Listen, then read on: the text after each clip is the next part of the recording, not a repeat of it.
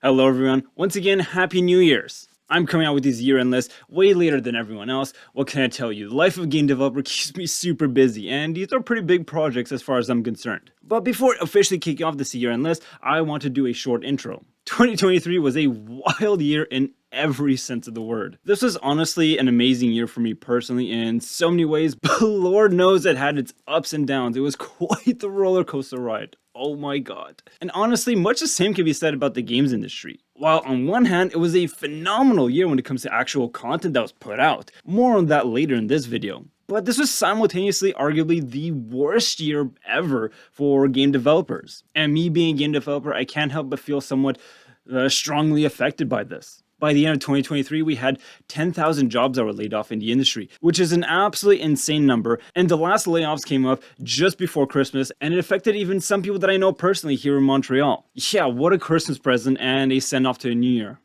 Happy New Year to buddy. And it doesn't seem like in 2024 things are slowing down in that regard. I wish I had better news in that regard. And that on its own is atrocious enough. And to add salt on the wound, it felt like the Game Awards show, which was supposed to be this moment of celebration of the artists and developers who created all these games we love so much and we spent so much of our time in. In that regard, the Game Awards absolutely flopped in honoring those developers. Sure, game announcements are very exciting, but that's not the core reason why we're all there. The minuscule time allotted to the acceptance speeches was bad enough, but not giving the stage to the Best Indie Game Award is a sin beyond comprehension as far as I'm concerned. So with that being said, I want to switch gears into a much more positive vibe.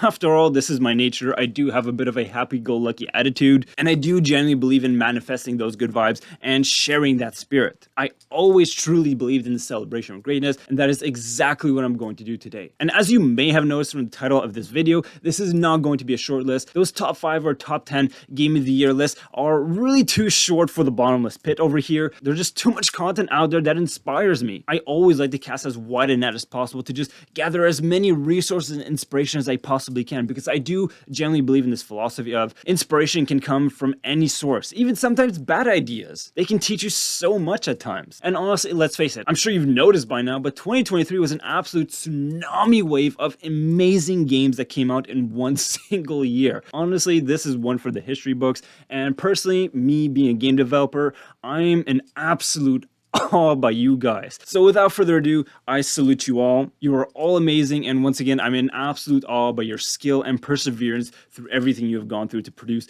these wonderful games. Look at what you have done. So with all that said, let us begin. And the usual reminder for these year-end lists, take them with a small grain of salt. It is an impossible task to do as is, especially in a list that's going to be as big as this one. So even though I put a lot of thought and effort into creating a list that feels authentic to what resonates with me, ultimately I want to tell you that I don't really care all that much about the number and the ranking. If your number one game of 2023 is number 17 on this list, you know what? We're on the same page. When I zone into these games, it's as if it's my number one at that time. Once again, look at all that you have created, you wonderful, wonderful human beings, you absolute gem of game developers. What a time to be alive as a gamer. Once again, thank you all. So to kick off the top 40, let me start by saying, no, I did not 100% complete all these games. Who do you think I am? Ain't nobody got time for that. Especially with me being as busy as I am, game development is not the only thing I do on top of this YouTube channel, which takes a sizable piece of my life. In any case, even if I just dip my toes in some of these games, and they might not all be 10 out of 10 masterpieces, not that that is a criteria for you to genuinely enjoy a game and to learn a lot from it, I do believe that these titles are very much worth checking out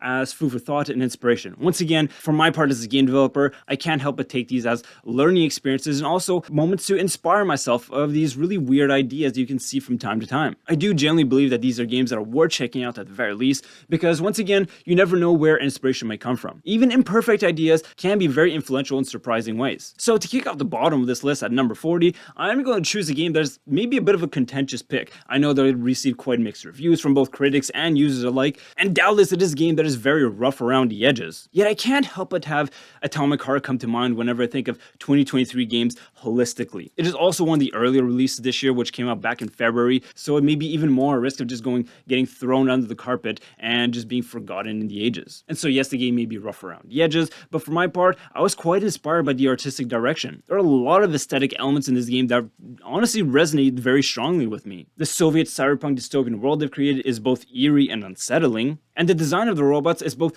uncanny and terrifying. And if nothing else, that intro sequence of that USSR Bioshock-inspired opening march sequence is quite the visual spectacle, unlike anything I've seen this year in gaming. It is a game that is available on Game Pass, or at least it was back when it first launched, so at the very least, go check it out to just, get a little taste of it. At number 39, I chose Fire Emblem Engage, and it is a game that frankly I didn't actually play myself personally, and actually I never played any of the Fire Emblem games. They've been on my radar for a long time, but watching my colleague play this game from the side and then taking time myself to just look into the game and kind of just get a feeling of what that world was, honestly I can't help but be very much inspired, and also I'm kind of impressed by the consistency and the prolific nature of this game series that just keeps on putting out great content. From what I hear, Fire Emblem Engage isn't quite the masterpiece that Three Houses was, which seems like a really tough act to follow, but nonetheless it is quite the impressive winning streak that they're on. And clearly there's plenty of inspiring content loaded into this one game on its own. So even though I've yet to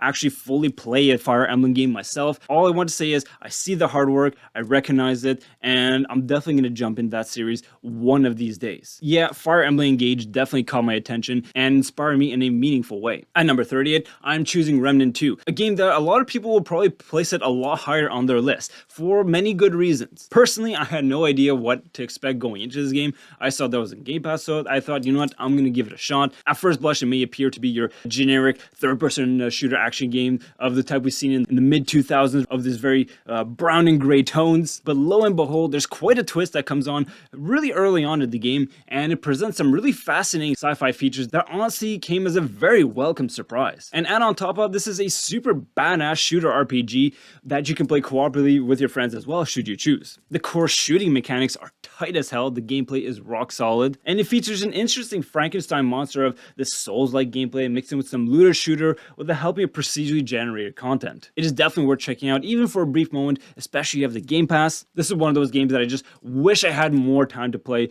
but that is just beyond my mortal capabilities. Once again, this is a game that a lot of people have been really enjoying this year. Next up, much like the Fire Emblem series that we were talking about a moment before, the Yakuza series is one of the most prolific game series out there today. And it is yet another series that I'm sorely late to the party with. I did play a few of the titles to some degree, but honestly, I'm a bit of a loss of where to start. There's so many titles and the chronological order is kind of a daunting task for me to wrap my head around. It kind of makes my head spin if I'm being honest. Nonetheless, I saw that this latest entry in the series, Like a Dragon Gaiden, the man who erased his name, quite the mouthful, isn't it? I saw that it was available on Game Pass, so I was thrilled to go check it out. And as usual, I am enamored by the quirky personality and the badass beat-em-up gameplay. The deep Yakuza lore is fascinating to say the least, and Kiryu is such a badass.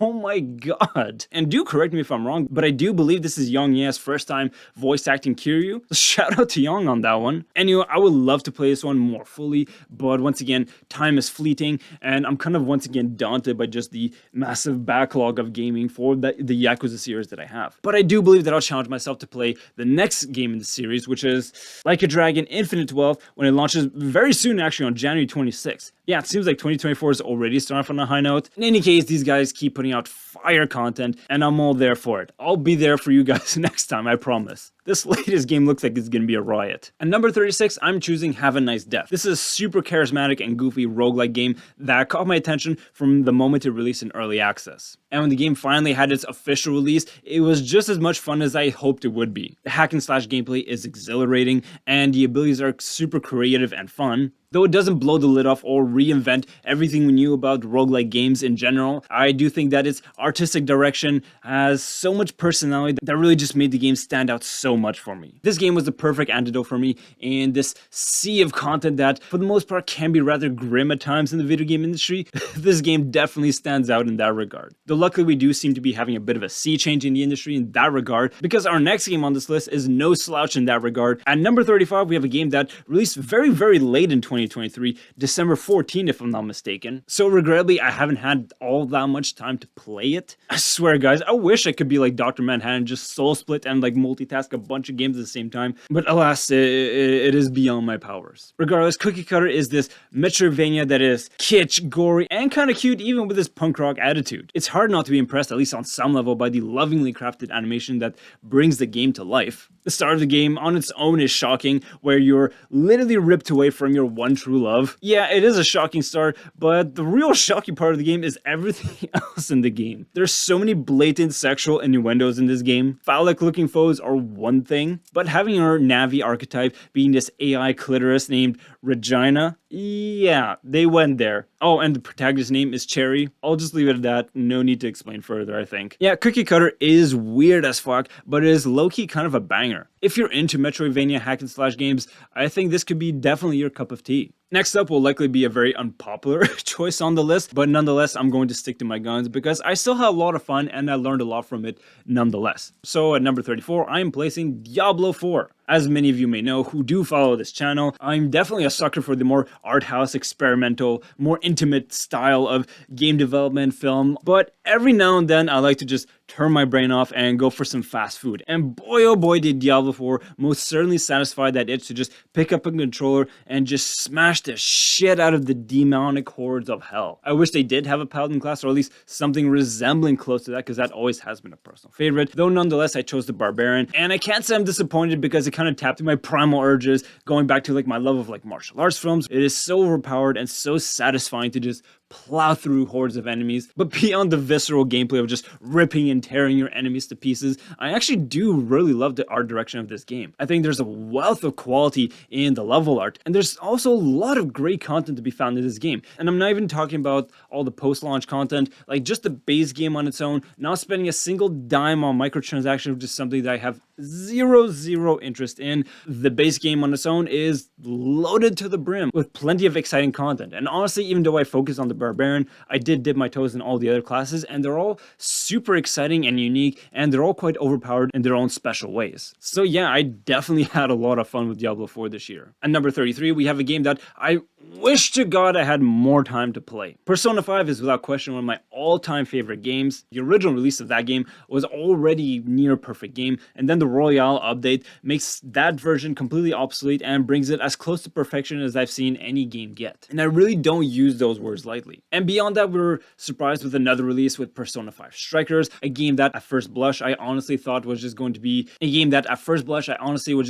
a total flop and a useless cash grab. Boy, was I wrong. It actually turned out to be one of my top favorite games of that year. So I definitely wasn't going to make the same mistake to underestimate the creative force behind the Persona series when they put out yet another game around the characters of the Phantom Thieves. This time being Persona 5 Tactica, of course. Even though I've never personally been a big fan of the tactical strategy RPG style of gameplay, it is a game that I'm happy that I've given a try to because it has a bunch of really creative and wild ideas. Of course, the art direction is just as lovingly crafted as it ever has been in the past games, and the story has a lot of really interesting wrinkles that I wish I could have just seen right up to the end. At the very least, I do think you guys should check it out on the Game Pass, which it is available on, because these developers are some of the most creative and prolific developers working today. The Persona 5 legacy continues onward, it seems. We'll see if we'll get another one before Persona 6 ever comes out. But before that, in early February, if I remember correctly, we're getting Persona 3 Reloaded, which I'm super hyped for. Next up, at number 32, Octopath Traveler 2. Yet another RPG that I just don't have another 80 to 100 hours to just dish out into. I wish, but once again, that is beyond my power. I've been eyeing the Octopath Traveler series for a long time now. I'm absolutely fascinated by everything that I've been seeing and from what I've been hearing from my close friends and colleagues. And luckily, there is a free demo available on the Nintendo eShop that I was able to dip my toes into. The writing is sharp, the scope is epic, and the art style simply makes this one of the most beautiful pixel art RPGs I've ever seen. It kills me that I wasn't able to find time to play this game because I feel that a lot of people have been sleeping on this game too, either knowingly or unknowingly. It does feel this is a game that's gone completely under the radar and a game that we don't hear anyone talking about in the year-end lists, in any year-end list for that matter. Games are a time-consuming activity. I get it, but it's a shame because I feel like this is an absolute gem. And to close off the first 10 games on this massive list is a game that I think a lot of people probably enjoyed a lot more than I did. Not that I thought it was a bad game, of course, far from it. So Valheim had its official release out of early access in March 2023, though granted it did make a massive splash in the industry long before that. This will forever be remembered as one of those rare examples of a surprisingly polished game from early access, a game that was so successful actually that within a month of its launch, it sold something like 5 million copies. It is an absolute insane underdog story, especially when you consider that it's such a small team from the Swedish developers at Iron Gate Studio, who were around 5 developers at the time. Yeah, this really is one for the history books. Though I'm not much one for multiplayer gamers and this style of gaming, it's impossible not to recognize this game's unique qualities in its Viking setting, and the open world survival game loop is easily one of the most compelling things to come along in that category of gaming in a hot minute. So definitely worth checking out, which chances are you probably already did. Alright, here we are at the top 30. We passed the first 10 games on this list, and as you can see with those games, even though they're, like I said, not 10 out of 10 masterpieces, I think there's plenty of inspiring content to be extracted out of those games, and the next 10 games are no less different. Though for these next 10 games, I do want to focus on the AAA industry a little bit. It has been rocky times for the AAA industry, and let's face it, they've kind of earned that reputation. But nonetheless, I want to take a moment to highlight the successes in that branch of the industry, because believe me, there's plenty of gold to be found in that world. But first, I am placing a few titles that I admit I have not been able to get around, because once again, time, I do so many things, and the game development job on its own is taking up a lot of my life. But these are games that are most certainly worth your time. I don't think anyone will be able to argue with the quality of these games. At the very least, they are worthy of an honorable mention. And once again, for the Bottomless Pit, a lot of my purpose for creating these lists is to have this large lens holistic view of what gaming encompassed in that year. And let's face it, as far as AAA games go, Nintendo proves once again that it's still a titan among the giants in this industry. They have had an absolutely phenomenal year, so it would feel like a crime to not spotlight these games here, even if I barely touched them. Though I'm sure we'll be hearing from Nintendo yet again further on down the list. I wonder which games those could be. In any case, without further ado, at number 30, I am placing Pikmin 4. I'll be honest, I never played any of the Pikmin games before this, and throughout my entire adult life, I looked at the Pikmin games kind of with a scoffing attitude, like, I don't want any of this kiddie stuff, like, I want more rated R content. And yeah, I'm eating my hat on this one, because lo and behold, I gave it a shot, and it's actually kind of lovely. It's super endearing, and it is a boatload of fun. It is no accident this game happens to be one of the most critically acclaimed games this year, and truly I am a fool for sleeping on this series for as long as I did. There is a free demo on the Nintendo eShop, so if you've been late to the party like I have, you know what, at the very least, go check it out, because I think you will be pleasantly surprised. If I had the opportunity, I would definitely play Pikmin 4 to completion, because honestly, it's actually genius. At number 29, we have a game that has made its impact on the video game history ages ago, and is without question regarded as one of the all-time greats. I kick myself for not having played it even to this day. Of course, I am talking about Super Mario RPG. One of these days, I am gonna need to add this into my Super Nintendo collection, but until then, this Switch remaster seems like an excellent starting point for anyone to play this game. And at number 28, we have yet another all-time classic. This is one that deeply resonates with me and is one of the most important games in my childhood life, which is kind of this massive stepping stone to me becoming a game developer eventually. Of course, I am talking about Metroid Prime Remastered. Like I said, I did play this originally back when it came out on the GameCube, and boy oh boy did I abuse this game on the GameCube. My parents nearly took the Nintendo away from me again, though somehow I ended up keeping my GameCube. That story. I can't say the same for the N64. Honestly, my parents were totally in the right on that one. Anyways, this truly is a phenomenal game that is a major stepping stone for everything we know in FPS gaming today. This was a remarkable game at the time, and it's actually kind of mind-boggling just how relevant it is even to this day. Some games age like milk left outside the fridge, but Metroid Prime is aging like fine wine, and it looks better than ever. This is an incredible, stellar, rock-solid technical facelift of this game, and as if that on its own was enough, it's cool to see this game come out not at full price, not at $79.99 or even $89.99 here in Canada. No, instead its full price is $49.99, so that is a nice added bonus on top of an already outstanding game. I think on Metacritic it's at 97%. Wow! Not in the least bit surprised. Moving on from Nintendo for the immediate moment, maybe seeing them later on down the list. At number 27, I am placing Wolong Fallen Dynasty. Team Ninja really has a creative fire lit up in their souls, and they've put out some of my favorite action RPGs in recent years. Neo 1 and 2 are absolute industry highlights as far as I'm concerned, and though Wolong may feel like a rehash in some regard, there's still plenty of exciting ideas, especially with the shift towards a more mythological Chinese setting. But of course, the nail-biting action gameplay that the studio is known for is back in full throttle with a panoply of epic larger-than-life boss battles that will test your skills. For those waiting for the next major Souls-like experience, this game is a no-brainer. Number 26, Star Wars Jedi Survivor. It is the follow-up to the surprise hit back in 2019 of Fallen Order. It is a surprise simply put because, well, let's face it, EA had a bit of a rocky reputation, especially when it comes to the Star Wars series, and who would have thought that a focused single-player narrative experience that isn't infested with microtransaction or has live service multiplayer content would be a smash hit? Well, frankly, everyone, honestly. Who wouldn't want a great narrative Star Wars experience? Anyways, as usual, I digress. Survivor continues 5 years after where we left the last game off, and has Cal Kestis continuing his campaign against the Empire. I found this to be a very engaging story where the pressure of the Empire continues to be felt and the courage of those who lose their lives in the Resistance. And the gameplay, though it hasn't reinvented itself, is just as fun as it's ever been. I really do love the feel of the lightsaber gameplay over here.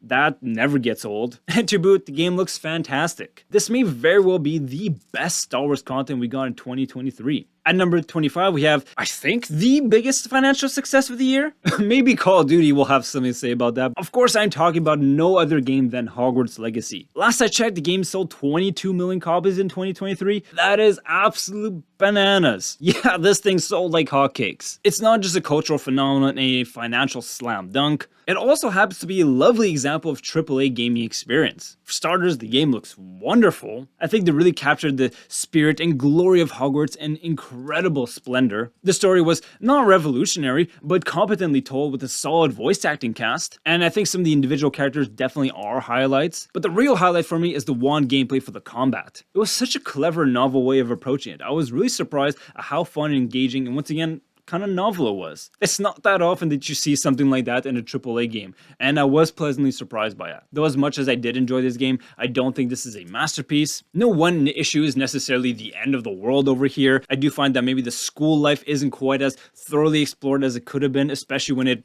we're at Hogwarts of all places, and I find that maybe the NPC life is a little bit too static to my liking. But even so, for the vast majority, it is a lovely gameplay experience. Though since I do have your attention, I do want to digress for a little moment and kind of highlight a bit of an issue that I find a little preposterous in the game, though I'm very happy to admit that I might be the only person on planet Earth who has had such a thought. So bear with me for a moment. So the premise of this game is that you're this new 5th-year student that joins Hogwarts, right? So when I think back to the Harry Potter films and books, when they were in their 5th year, Harry and a bunch of his closest allies, they all grouped up to fight against the Death Eaters in the Ministry of Magic. That was a really challenging moment in their lives, and they fought valiantly, but they never killed anyone, did they? Now, going back to the game, I don't know how many people I killed, and I don't mean like accidentally like knocked someone's head against a rock. I mean like set people on fire, like disintegrated people. Holy shit, if a student did that at Hogwarts, like literally disintegrated hundreds of people, even if they're evil people, the teacher would be like, holy fuck, what's wrong with you? Honestly, if I'd be one of the people living in Hogsmeade and I'd see this psycho 5th-year kids that are coming, I'd be ringing the bell telling everyone, run, hide, the psycho 5th-year is coming. Anyways, jokes aside, I was amused by that detail, but it still is an awesome game. I really did enjoy my time with it, so I definitely do recommend you check it out if you're interested. And really, if you're a fan of the Harry Potter world, I think this is a absolute no-brainer. And now I shall digress with even further impertinence with what might be my hottest take on this list. And you know what? I don't even care. I was actually going to have this in the top 10 initially, but I thought that was really going beyond the pale at that point. But you know what? After all, it is my list. I'm sticking to my guns. You can fight me if you like. Continuing the student life thematic that we were talking about in the previous game, and a game that succeeds way more in that regard, I'm choosing Persona 4 Golden, which got its release on the Switch in early 2023. I never actually played the Golden updated Persona 4. I played Persona 4 on the PS2 back in the day, and even though the game is well over 10 years old now, it feels still just as fresh as it ever did. The story and characters really stand the test of time. They are simply sensational. Persona 5 is without question a vastly superior game in terms of user experience, gameplay, and all that, but the writing is so exquisitely realized that it does all the heavy lifting you'll ever need from a game. On a more personal note, the start of 2023 was a very strange and chaotic time in my life, and Persona 4 Golden was the perfect companion that I needed at that time in my life, and it was just the perfect comfort food and this kind of like soul-searching experience that I needed. And it's the reason why the Persona games resonate so strongly with me, and once again, I could have easily put this in the top 10 list and I wouldn't have felt bad about it, but I'm going to leave more space for the newer games and the current developers today. And it's not just the story. Obviously, the graphics are dated of this game, but the art direction is still super potent. The color palette is exquisitely well chosen, and the soundtrack absolutely slaps.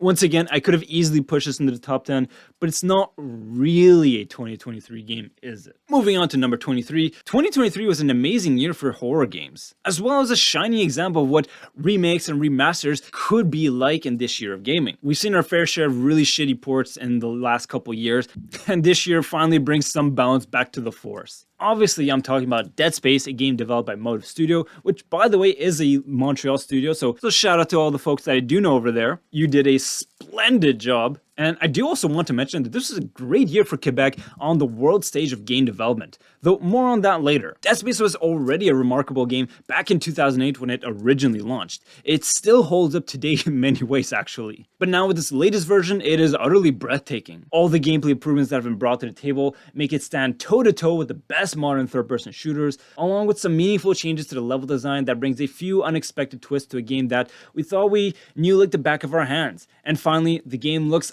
amazing. Wow. This is also one of the earlier releases of 2023 back in January, and it continued to be one of the best reviewed games across the whole year. And if for some reason you still didn't play it but are interested, it is now available on the Xbox Game Pass. And at number 22, we have yet another remake of a classic survival horror game. Of course, this time I'm talking about Resident Evil 4. It's kind of impossible to put one or the other in front of them. At this point, the list starts getting really complicated, and it's only going to get worse the further down we go. But this really shows just how prolific of a gaming year 2023 was. No matter, Capcom shows no signs of slowing down in their incredible win streak of the Resident Evil franchise. I might not have played Resident Evil 4, this version of Resident Evil 4 at least, quite as much as the other games, because I already finished it several times on several different consoles, so it's not exactly that much of a new experience for me. And let's face it, the facelift from the PS1 to PS4 or PS5 era of Resident Evil 2 and 3 is a major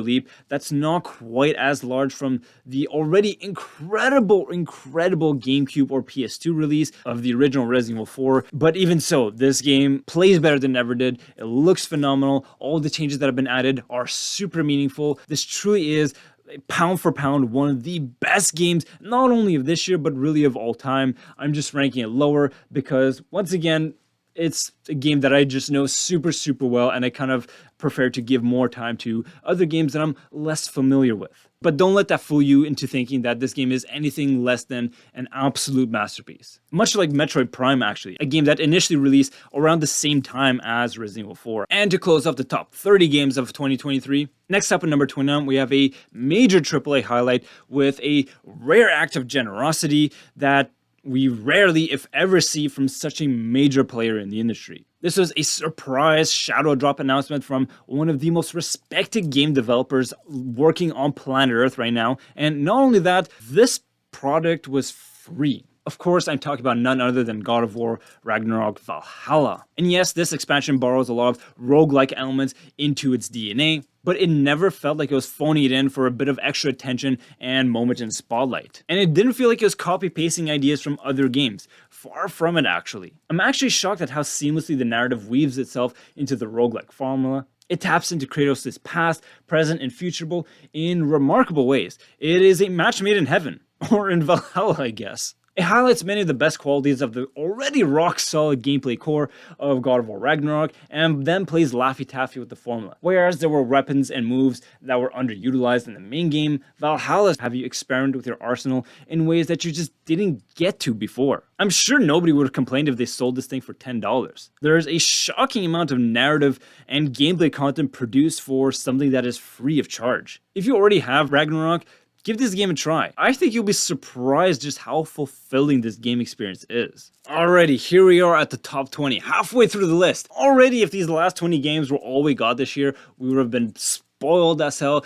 but we're just getting to what I believe are the best games of the year. And these next 10 games in particular have brought me no end of inspiration. I'm absolutely floored. And perhaps the next 3 picks from this top 20 list over here are going to be rough around the edges and may surprise some people. But as far as I'm concerned, I think there are indie gems that absolutely deserve the spotlight. Once again, variety is the spice of life, and they've brought a lot of interesting perspectives to me, not only as a gamer, but once again as a game developer. They're truly like nothing I've played this year. So without further ado, I think I'll take off my hat out now. Okay, at number 20, we have Blanc. This is a lovely, simplistic game about 2 little woodland creatures that are there to help each other out. This is a very, very short game. For some people, maybe scandalously short. I finished it with my buddy in like 2 hours, maybe even less, but I really enjoyed the experience. It's not perfect. There are definitely some technical issues, some frame rate issues, and maybe some readability issues, but I still found this to be a super endearing and inspiring story. You know, it's such a contrast to so many games that come out nowadays where you literally just kill everything on sight. Whereas here, you're just these cute little woodland creatures that are there to help each other out. Sometimes I really do need that kind of warmness in my soul, and this game absolutely succeeded in that. It really is a cute, endearing story. Me and my buddy, we really enjoyed it, so I do recommend you check that out with your significant other, a close friend, whomsoever. I do think it is an adventure worth embarking on. And the simplistic art direction is to die for. There's so much I love about this game, even if it is rough as hell around the edges. Once again, this might shock people seeing it put in front of some of the other major titles we saw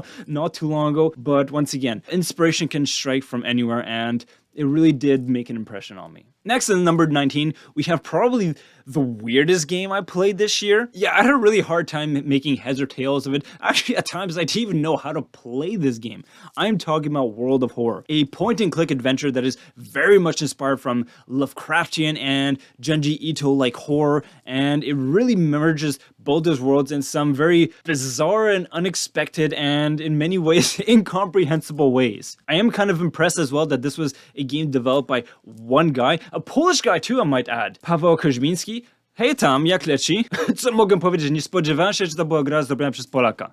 Reading up on this guy, apparently he was working part-time as a dentist to make this game for several years or so. Yeah, the struggle of indie game developers, I salute you all. Thank you for this. Well, I don't know if I should thank you because I'm frankly bewildered by this game. I imagine this might not be a lot of people's cup of tea, but once again, when it comes to inspiration and just being this gonzo out there experience, World of Horror definitely fits the bill in spades. At number 18, we have Under the Waves, a game that honestly at first impression wasn't necessarily the best. It crashed within the first 13 minutes of me showing it to a friend. The frame rate was all over the place, super choppy, and the navigation felt very stiff, but I'm really glad I stuck through and gave it a second chance the next day because I'm actually really impressed by a lot of what this game has to offer. It has a wonderful artistic direction. I absolutely love the use of color in this game, probably one of my favorite color palettes of any game this year actually. And the atmosphere is delightful and zen, and it manages to capture this very tender and melancholic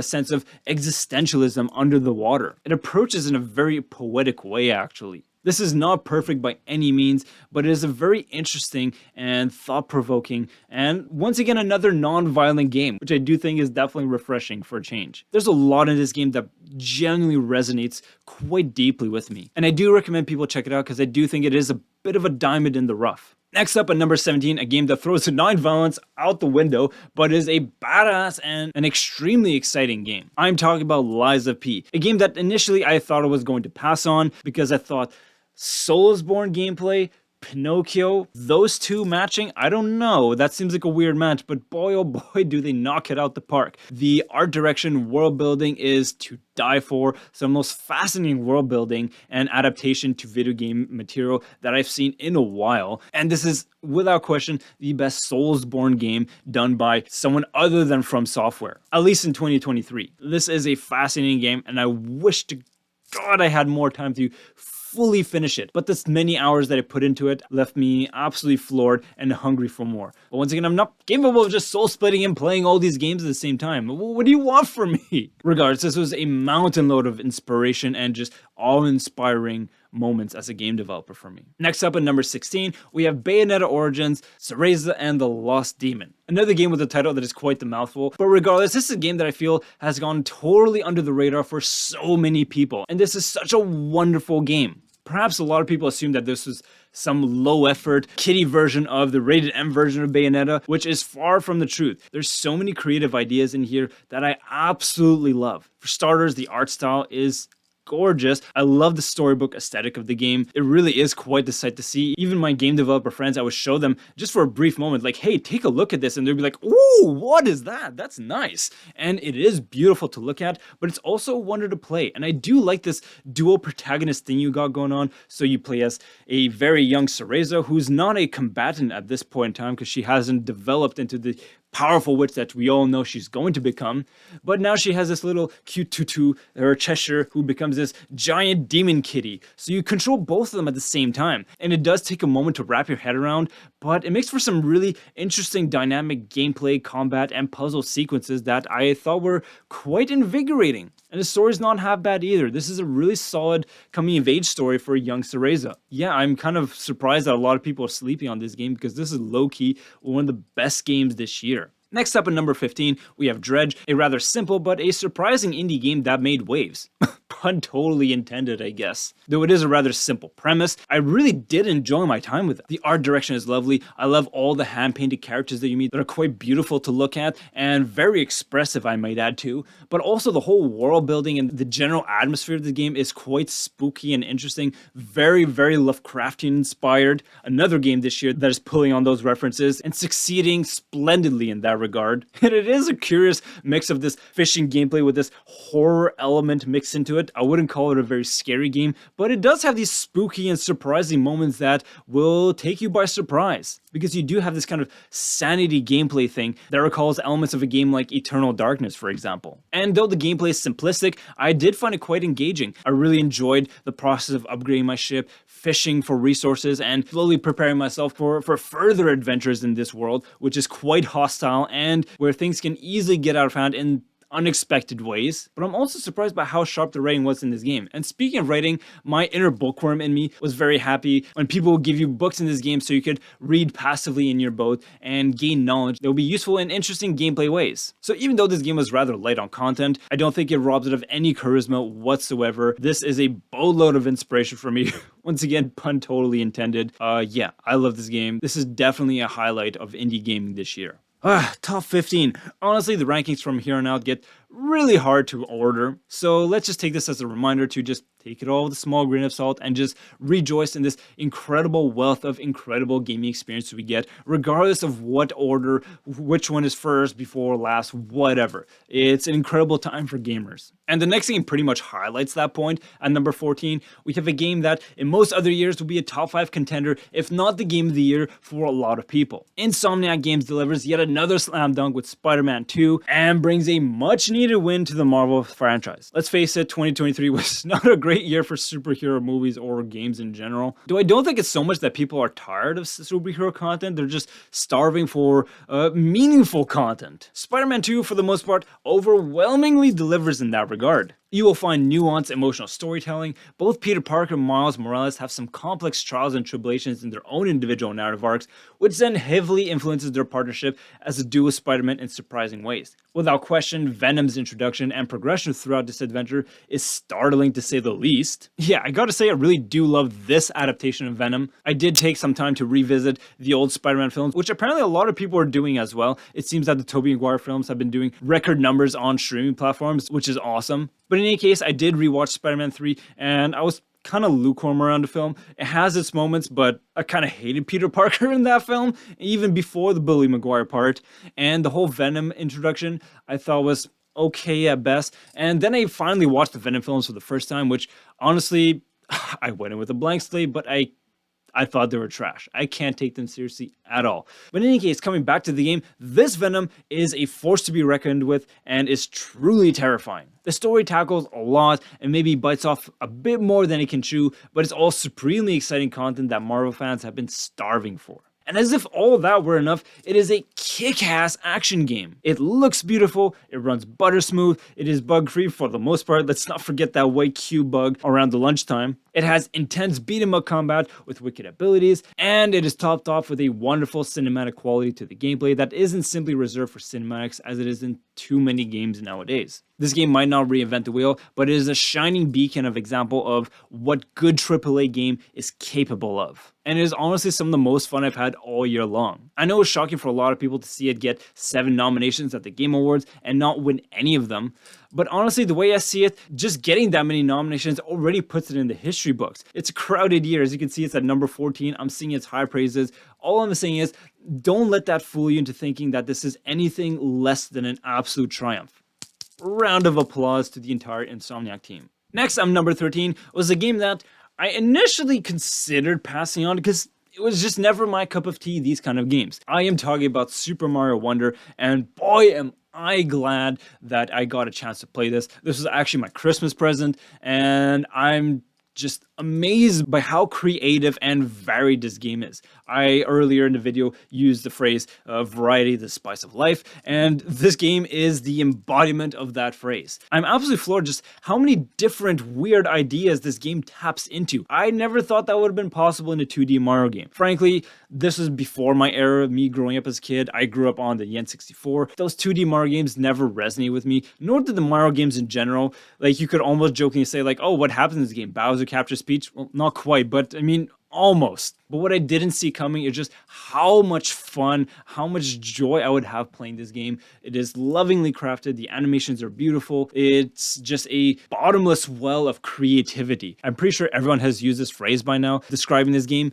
but it is a wonderful game. Pun totally intended. Nintendo, you knocked it out the park. Wow. Can I say that I'm officially converted to 2D Mario games? Maybe not. I'd have to go unearth those NES games that are sitting on the shelf over there. Moving on to number 12, we have a very special and esoteric puzzle game. I am talking about Cocoon, a game that is developed by Geometric Interactive, which happens to be their first project as well, actually. This is a game that is directed by Jep Carlson. I hope I'm pronouncing your name right. And he was previously lead designer at Playdead Studios, which made games that are revered as classics now, Limbo and Inside. This may be a little too obtuse for some gamers. If you're not a puzzle gamer, you don't like being lost in the sauce, then this is not for you. There's so many times where I was asking myself, what do you want me to do now, game? I don't get it. But when you do figure it out, it's super rewarding, and it is quite a fascinating world that they've created. This is quite an original and uncompromising take on the puzzle genre, and it features a very curious and fascinating art direction. Once again, the world building is quite unlike anything I've seen before. Once again, might not be everyone's cup of tea, but it is without question unique and stands out like a green hat with an orange bill in this year of gaming. And that is no small feat, as you may have noticed thus far. Before reaching the top 10, we have a game from one of the most celebrated and prolific game developers working today. Developers who keep putting out classic after classic. But here with this game, they took a bit of a left turn, but simultaneously it also goes back to the roots of who they were as game developers,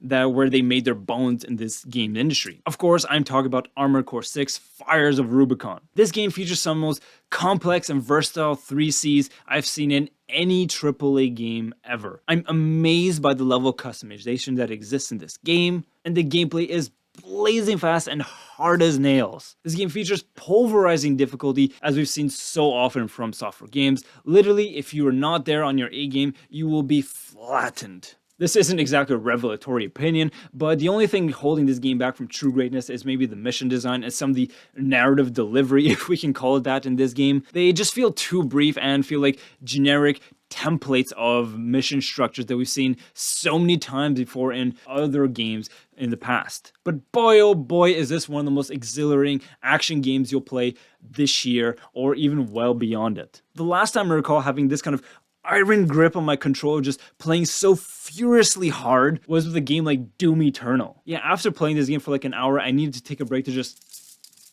shake loose and relax and do a bit of yoga to just come back to my zen self. Yeah, this game's a bit of a ball buster, but man, is it a blazing hot fire of creativity and just badass gameplay. Alrighty.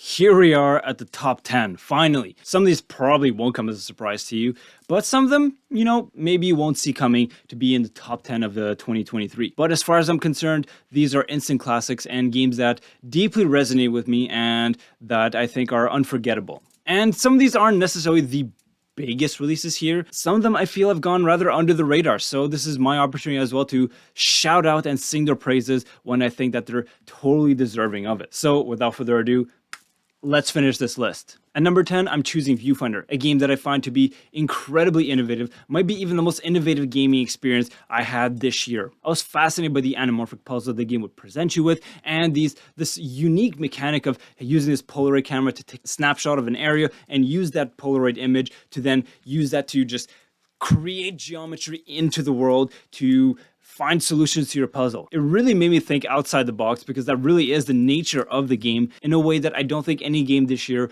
will come close to matching it quite in that way. It is singular in its vision and I absolutely love it, and I wholeheartedly recommend you guys to check it out. When I reviewed it, I did slightly complain that it is a little bare bones and some of the narrative world building elements could be fleshed out, but once again, it is such a breath of fresh air and is the source of innovation and inspiration unlike anything you'll see this year. Next, at number 9, I'm putting Season, A Letter to the Future. This is a wonderful, simplistic, and very zen-like poetic gaming experience. It is also one of the earlier releases this year. I think it came out in January, if memory serves me well. It is a game that I very much enjoyed upon first playing it, but as the months would go on throughout the year, it is a game that just burrowed itself in this very tender corner in my soul and just bloomed over the year. The memories I created in this game in the scrapbook, which initially I thought was, okay, it was a cute idea, but as I progressed through the game, it really became super personalized and something genuinely beautiful, which is something you don't feel all that often in games nowadays, and Season absolutely fits that bill. Do I feel it's perfect? Definitely not. I think in terms of the navigation, the 3Cs, the general mechanics of the game, there's a lot to be desired there, but as a overall poetic art direction as well is fantastic, but as a poetic gaming experience, chef's kiss. And this is also another Montreal developed game, so another shout out to Quebec game development. Which brings us to number 8, another coup de coeur from Quebec. I am talking about Sea of Stars. This is an absolute indie banger, and this is definitely a game that did not go under the radar, unlike those last 2 games I find. This was such a massive success for everyone. There's so many people who just fell head over heels in love with this game, and I totally get it. This game features some of my favorite characters I've seen in any game this year. Garl is the MVP. I love that guy to death, but there's so many colorful characters. The story was absolutely wonderful. The art style is some of the most beautiful pixel art gaming I've ever seen. It really is a love letter to the classic kind of JRPGs we all grew up loving playing. The soundtrack as well slaps. Honestly, I don't know what more to add than what I said in my video or anyone else on the internet may have said to this game. If you haven't played this game, I think you owe it to yourself. It is an absolute joy, and it is one of those games that has so much positivity and love just exuding out of it. It is such a joyful and inspiring experience. Yeah, wow, it is. It's an instant classic without question. And once again, with these rankings, like it's at number 8 on this list. It could be higher. Whatever. This game is phenomenal. It really is hard ranking these games because at number 7 you have a game like Dave the Diver, which is an absolutely phenomenal and a game that is so surprising. I didn't know what I expected going to this one, but I was just genuinely surprised and just blown back at regular intervals throughout this game. On its own, the core diving gameplay of going to fish underwater with your harpoon gun, that whole gameplay loop is super robust and polished and could be a full game on its own. But then it adds so many layers of exotic gameplays, mini games, twists, systemic elements, RPG elements, upgradable elements. My god, it's such a vast and complex and shockingly polished game with the amount of content it juggles all at the same time. It's an incredible balancing act like nothing you'll see this year. Not only that, but the writing is super sharp, just a surprisingly good story. The soundtrack is an absolute banger, easily one of my favorite soundtracks this year. The art direction is lovely, and it also has one of the best comedic touches you'll find in any game this year, which is something we don't get all that often in games, at least not without a solid execution, that is. But this game just knocks it out on every single front, it seems. Yeah, this is a phenomenal game and an easy Game of the Year contender, and yeah, we're at number 7 over here. Moving on to number 6 is a game that is a personal favorite of mine, but I know that it's a game that hasn't exactly resonated the same way with a lot of people, and to be fair, I get it. I do see the flaws in this game, but the highs of this game, oh, I'm talking about Final Fantasy 16. I do think this is one of the best Final Fantasy games to come out in a long, long time. Once again, I don't think it's perfect. The fetch quests are really bare bones without question, kind of like Final Fantasy 14, a game which I am playing through right now. I just breached into Heaven's War territory, and some of the navigation mechanics do feel rather stiff. Once again, the highlights are so incredibly high, it just eclipses everything into oblivion. The narrative beats, the character development is just top tier as far as I'm concerned. The cinematic epic quality of this game is unlike anything I have ever seen before. This is easily some of the most impressive gaming moments I've ever experienced. And the whole thematic of the phoenix rising from the ashes is perhaps something personal to me, but it is a symbol that deeply, deeply resonates with me, and it couldn't have come at a better time in my life. Yeah, I enjoyed every second I had with Final Fantasy 16, and I highly recommend it. If you can see past the fetch quest, that is. Well, at the top 5, I think I'm getting a little tired here, but we're gonna finish this. At number 5, I'm putting maybe the biggest surprise we had this year in gaming. This is a game that had no leak, no warning, foreshadowing whatsoever. It just shadow drop, announced, and released the same moment as it was announced. I'm talking, of course, about Hi-Fi Rush, a game developed by Tango Gameworks, and these developers are super well acclaimed for their survival horror games, and this game is nothing close to that. This is not only one of the biggest surprises in terms of the releases, but also it's a major surprise because it is such a gigantic left turn stylistically for these guys. This is not the dark and dread-induced games of the Evil Within that they produced, but this is a lush, vibrant, positive, happy, and joyful gaming experience. It feels like a perfect mix of Scott Pilgrim, Guitar Hero, Devil May Cry gameplay just clumped into one, and it's shocking just how well this game executes its gameplay, its vision on literally all fronts. The story is great, the writing is razor sharp, and the voice acting is perfect for the kind of game it is. It's actually incredible how everything in the world just vibes to the beat of the game, which is literally the beating heart of the entire experience. Everything is perfectly synced up on rhythm, and you can use that to your gameplay advantage to help you sync up and become more proficient in your hack and slash rhythm-based gameplay. It really is a weird mix of like this Guitar Hero hack and slash. Who would have thought that this would have made a great platformer hack and slash Scott Pilgrim-like adventure revolving around music? And speaking of music, this game has so many fantastic licensed songs that it uses in the game. Yeah, this game was an absolute joy to play. And once again, it's shocking just how successful of a left turn this was. This really is one for the history books. And it is also one of the earliest games to come out. This came out early in January. So yeah, came out right out of the gates, out of nowhere, and it just blew all our socks and hair off our head. Wow, guys, that was incredible. Next up at number 4 is a game that really came as a complete surprise to me. I'm choosing Cyberpunk 2077, the Phantom Liberty expansion. I played Cyberpunk 2077 when it first released back in 2020. Luckily, I was playing the PS4 version on a PS5, so it was relatively stable, all things considered. But even so, it was rough as hell around the edges. I crashed 30 times, even in the credits at the end. No, wyście naprawdę zrobili plamy. Yeah, that was a first in my life. And even though I loved the story and the writing and the voice acting performance, that was top notch. I do find that the game did leave a lot to be desired. They kind of screwed the pooch on that one, didn't they? But here we are 3 years later with the Phantom Liberty expansion, and this is the game that should have come out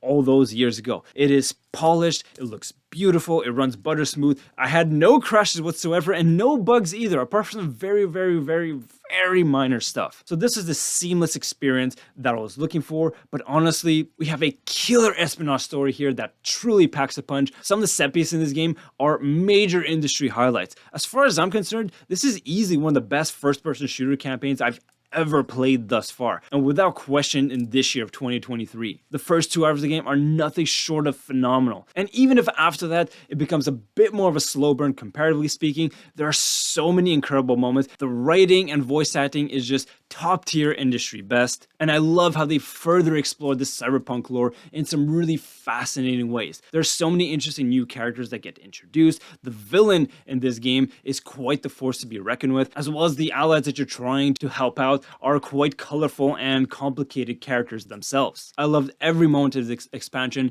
and the biggest surprise to me, because once again I played the original Cyberpunk 2077, that on its own I really enjoyed, but this massive gameplay systemic menu overhaul, it feels like barely a single feature was left untouched. It felt like I was playing a completely different game. This is a monumental overhaul, incomparably better to what the initial launch was. I'm absolutely blown away by Phantom Liberty, and if you did enjoy the original Cyberpunk 27 but were hoping for a better experience, this is it. If you didn't get into Cyberpunk 27 but are very interested, this is the time. This thing rules, and it feels like the creative wind that anime show Edgerunners blew into the Cyberpunk world just keeps on flowing right into this game. This is awesome, and some of the most memorable gaming moments I've had in this year. All right, here we are at the top 3, finally. And at this point, I don't think any of the choices here will come as a surprise. Maybe the order might be slightly of a surprise, potentially. But really, at this point, pick your poison. To get any one of these games in a single year is just a miracle beyond words. So yeah, once again, what a time to be alive. And as a game developer, astounded that these kind of gaming experiences come out. You guys fill me with imposter syndrome, honestly. So without further ado, at number 3, I'm putting The Legend of Zelda Tears of the Kingdom. Like I said a moment ago, this could easily be the game of the year, the game of the decade actually. Already Breath of the Wild was an incredible feat of technical ingenuity, and Tears of the Kingdom pretty much makes that game obsolete, which is shocking to say the least. I'll start by saying that maybe my biggest complaint in Breath of the Wild was the narrative elements, which I felt were a bit lacking because I'm a very narrative kind of gamer. That's what personally resonates with me the most in video games. Tears of the Kingdom, I do feel, addressed that in a much better way. There's some very interesting narrative beats in here, and some of the temples as well that were introduced in this game felt much more epic. Those on its own are already phenomenal gaming elements, but the real showstopper is the Ultra Hand mechanic that they created for this game, which I'm genuinely shocked at how robust, how much creativity, and how much variety can be created from this thing. The way I'm playing this game, I feel like I have caveman intelligence to what I see on the internet. I'm amazed at all the creations that I've seen. It is something unlike anything I've ever seen before in games industry, especially in the AAA, in this massive, gigantic open world, this complex open world game where it has so many systemic elements playing on top of each other. And already Breath of the Wild was a massive game. This game is gigantic. You have all these sky islands floating up in the world, but even a bigger surprise, you have an exact duplicate of the surface of Hyrule, just a subterranean one, and the vibe down there is completely different from what you would find on the surface world. There's so much content over here, and there's so much variety, so many edge cases as a developer that can come that just make my brain hurt thinking about it, and yet it is bug-free. It is so shockingly well polished, and even though this is a beautiful, gigantic game that is just taxing the Switch console to the absolute limit, it never buckles under the weight. I don't know what kind of black magic the programmers and technical artists have been doing at Nintendo, but it is a feat that is worthy of all the praise in the world. All the Game Award trophies will not do this game justice for what they have created here. Yeah, I'm I'm at a loss for words. What the fuck, Nintendo? This is outstanding. And at number 2, a game that honestly terrifies me as a gamer and a game developer, a game that should be a number 1. Let's face it, I'm choosing Baldur's Gate 3 at number 2. The only reason I'm not placing it at number 1 is because I haven't actually finished it. I don't actually want to admit how many hours I put into it because it feels like a sin to not have put more hours in this game, but I guess I'm a little daunted to just continue this game. It's not this casual experience that I can just dive into because it feels like I just need to sit down for a long time, just fully immerse myself into this world because it's just such a deep, layered, and intricate gaming RPG experience that they've created here. I'm honestly at a loss for words of how to describe my feelings about this game. I guess I'll just sum it up by saying that already what I played, the level of quality in the writing and the voice acting is so outstandingly high, and there's just so much content that is voiced and written and that is all at that same level of quality. Once again, it scares me how good this game is. Do I even need to talk further about this game? We all know that Baldur's Gate 3 is an instant classic and an all-time great already. Maybe the reason why I'm also kind of hesitant to dive into this because I've never really been a D&D gamer. I guess I've always been a little bit socially awkward when it comes to those games. I only truly played once in my life back when I worked at Warner Brothers. I got away playing as a paladin, so I could be stoic and quiet and kind of a mute monk. But that aside, I really am going to have to just create time to just fully immerse myself into this world. And it does seem since the game's launch, the game has been coming out with so many patches and updates that seems to be massively improving the game. So I guess by the time I do get around to the game, it'll just be a better experience for me. I mean, I was super late, several years late to the party actually with Divinity Original Sin 2. So I don't think I'll have any problem getting into Baldur's Gate 3, even if I do come later than everyone else on planet Earth. But yeah, wow. Once again, kind of like with Tears of the Kingdom, I'm left absolutely speechless by this game. It's a shockingly well put together game. I'll just leave it at that because I truly am at a loss for words. And here we are at the #1 game of 2023, at least in my opinion. I'm guessing by now you would have figured out which one it is. Of course, I'm choosing Alan Wake 2. And it is a game that taps into the root of my love for game development, which is the survival horror genre. Honestly, if there's one genre of gaming that made me want to become a game developer, this is the genre. And my god, Alan Wake 2 is such an innovative experience in that regard. There's really nothing like it out there this year, the years before, and likely in the years to come, though I guess we'll leave future developers to prove us wrong on that one. Good luck. You have big shoes to fill. I think the best place to begin is just the innovative style of its storytelling. So Alan Wake has been missing for the last 13 years, and keep in mind that we are the year 2023 and the last game came out in 2010, so that is a very curious meta narrative, and those meta elements don't end there, they just begin there. And I want to spoil it as little as possible. We have Sam Lake himself, the game director and writer of this game, who makes an appearance in the game on regular intervals, either as the FBI agent Alex Casey or in these live action sequences. Yeah, the multimedia mixing of this game is kind of genius. I'm sure everyone is aware of the rock opera show by the old gods of Asgard, which is nothing short of legendary, something that I've never seen in a game before, that had my eyes wide open in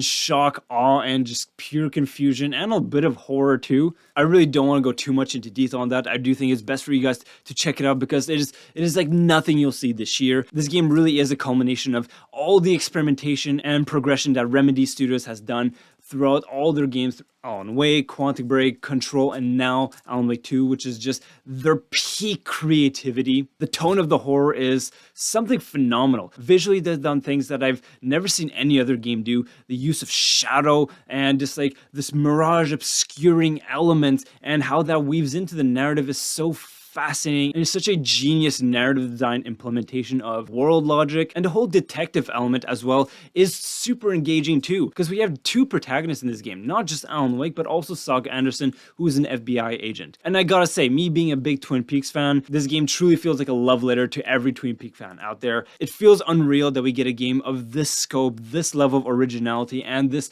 high level of quality executed on a game of its kind. But going back to the detective elements, it really is a satisfying process of being that detective, gathering all the clues and using your mind palace to make your case board and place all your clues and figure out this massive mystery that you're caught up in. And the mind palace as well, by the way, is one of the coolest innovations I've seen in gaming in a while. At a press of a button, you can go into this mind palace, which doesn't actually pause the game, but is this place where you gathered all your clues, or you do all your profiling, so on and so forth. But through Alan Wake's perspective, it's more of a storyboard element here where you can change the narrative of the part of the world that you're in. And the place where Alan's stuck in is quite disconcerting to say the least. Yeah, my brain's running on fumes at this point after talking about 40 games from 2023. But yeah, there's no doubt in my mind that Alan Wake 2 is a battering ram of creativity, originality, and just these gonzo crazy ideas that I've never seen anyone even try to attempt to tackle. Yeah. Wow, what a time to be alive for a gamer. 2023 was just loaded with incredible, varied, fascinating gaming experience that taught me so much as a game developer. So from the bottom of my heart to all you game developers out there, thank you. Your work means the world to me. And once again, I am amazed by all your skill, your talent, and perseverance through these really chaotic times in the game industry. Once again, I am shocked by all the layoffs that don't seem to be stopping already in 2024. Now I'm seeing more layoffs happening, some that is affecting people that I know over here in Montreal. So I mean, I don't use LinkedIn as often as I maybe should, but if ever there's anything I can do, shout me a message. These are strange times, and I'm hoping that we'll see better days moving forward. I see you guys. I see the hard work you're putting in there. So with that being said, Thank you once again for all the amazing games, and a happy new year to you. As happy as it can be. These are crazy times once again. Oh my god. But you guys make it so much more pleasant. So once again, from the bottom of my heart, thank you. So with all that being said, wishing you and your loved ones nothing but the best. Take care and talk to you soon.